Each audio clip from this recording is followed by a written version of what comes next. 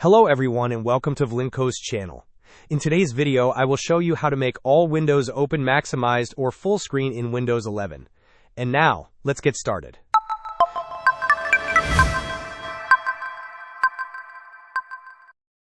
To achieve this, we will adjust the shortcut properties for specific applications. Let us take Google Chrome as an example. First, locate the shortcut for Google Chrome on your desktop. Right-click on the shortcut, then select Show More Options, and then choose Properties. Once the Properties window is open, navigate to the Shortcut tab. You will see an option labeled Run, which is likely set to Normal Window. Click on the drop-down menu for Run and select Maximized. After making this change, click on Apply and then OK. Now when you open Google Chrome, it will always launch in a maximized window. This setting will persist unless you manually minimize the window. Hope this was helpful.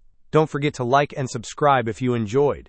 As always, thanks for watching, and I will see you in the next video.